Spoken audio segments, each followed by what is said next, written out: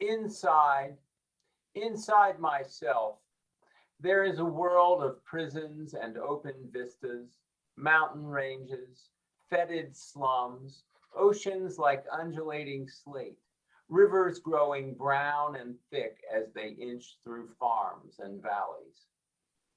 Everything moves in this inner world just as everything moves in the so-called objective world. The stuff of reality flickers on a screen, and I react by chewing the popcorn of my anxieties or slurping down my soda laced with hope. Inside becomes a lonely place only when I install my walls, my brick walls, my stone walls, my concrete walls topped with concertina wire and swept by the cold blue stare of the spotlight. My world becomes a maze, an impossible chain of alleys leading nowhere but themselves. Twilight almost drowns me. The moon and stars go on strike. My matches are wet. My phone battery is dead. I feel my way along the walls with my fingertips, stepping gingerly down the slick cobblestones. Nothing else moves for days, weeks, even years on end. All I have is blackness, the damp smell of the stoic wall so close to my face, the chuckle of water splashing on stone in distant precincts of the soul. I move so carefully, I almost convince myself each step is a genuine act of faith. I emerge nowhere special. A grassy space beneath a bridge abutment, a crowded street in an anonymous town, a field so empty and barren its location cannot be guessed. I breathe. The world is back.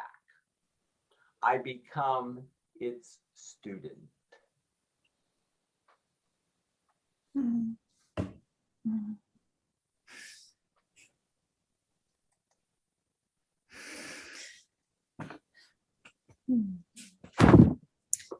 These inner walls today are asking to be scaled by mercy for self on this solstice day, this shortest spurt of sunlight walled in by the longest nights of nights, feeling the sun not quite strong enough, not quite high enough, not quite willing enough to pierce this wall of inertia around the day with its fogginess of mind and spirit, fuzziness of resolve.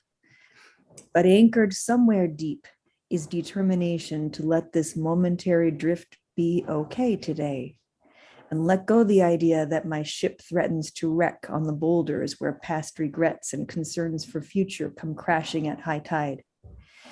I place my hand on this chest wall of, I place my hand on this chest wall of body. Easy now, steady this ship. Feel this breath and this heartbeat within. Feel this gratitude that I can let the stormy high seas subside. Notice these birds in the trees and this loving breeze and the mundane at-home putterings of families, mine and neighbors. And that is all. Breathe deeply into the breathing and the mighty strength of trusting, and accept the blessed balancing chastening, and witness what rises out of sea foam trailing the crest of crash. And what was always there was nothing but this moment. This now does not need to be pressured to preen or backstand and perform exciting tricks like any of my once upon a time collection of nows did. Let go this addiction to excitement that spurs all the inward calculations of crash and burn and rising from the cinders in a reckless and ruthless gamble that robs inner peace. The spark of life that animates everything under the sun will again increase and move me past these walls, and this shroud of thought patterns will again and again reveal themselves to be nothing but a bluff. Remove the walls, and only the truth remains.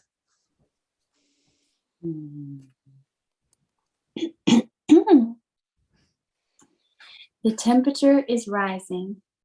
My hands are feeling the heat. What thread should I hold on to now? Will the story get all knotted up if I tug? The spinning wheel is whirring round with its familiar hum of momentum, while the fibers in my hand are being twined together.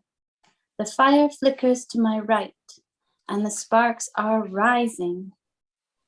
The ripples of the wave do unfold into a downward pattern too, though drawn by gravity embracing the force of momentum. My hands skim over the water like a rock skipping into the tide, just the surface first, then the depth. Again this heat, the reflection of my face in the glass of the wood burner, an orange glow. I turn my head. What do I see? The edges of reality crumble, lose their definition, and I ponder whether the concept of reality has been a stubborn program of propaganda through the ages, of people hoping to feel correct. Well, I don't need to feel correct, but that too is a way to choose and just a part of the many patterns in this great design. The edge of a crystal present themselves to me now, deftly purveying their intricate shape, drawn into the variations of surface. I dive back in, something to hold on to, a pebble or a teddy or a moment, an idea or a hand, something which inspires me to stand still a while. The edges of my thinking are hewn like the edges of the crystal. But beyond that space, possibility, wonder, the inner thinking becomes the outer thinking. Am I obliged to prove my reasoning to someone? No, actually not.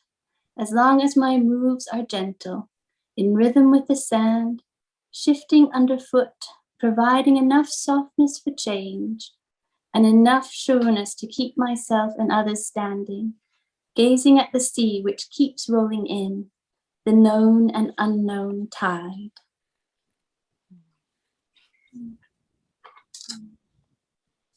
Not weighing the present against my past. Not dragging the past into my present. Things are new now. I have changed. My inner narrative is shifting, yet there's moments, especially when I get passionate, my excitement stirred, that those old stories are dragging me along old pathways of desperation, lack, victimhood. Hijacked to stay confined within the walls I'm so desperate to leave, yet so accustomed to the comfort of familiarity they offer. Look up at this wall right in front of you.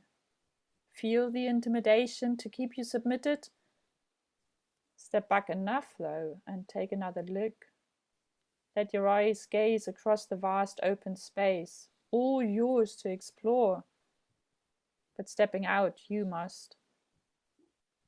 I'm keen to be out in the open, but now a fear hijacking my enthusiasm at a most sensitive time.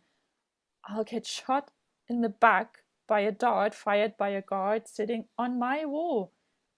Who have I left behind to betray me like that? Can I befriend and recruit them to become my ally, to watch out for me instead of attack?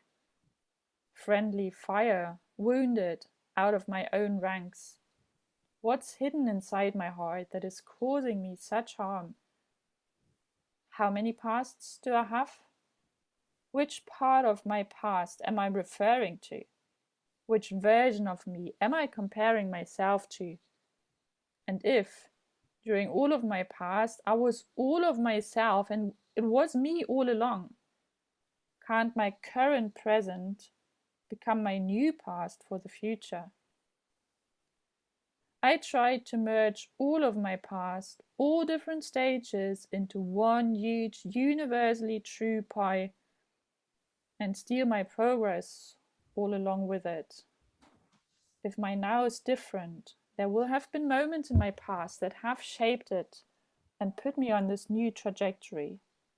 My new present will have started somewhere in the past, Don't let my older past erase those newer past developments. Let me slice up my past, process the older, and feed on the newer to further my progress.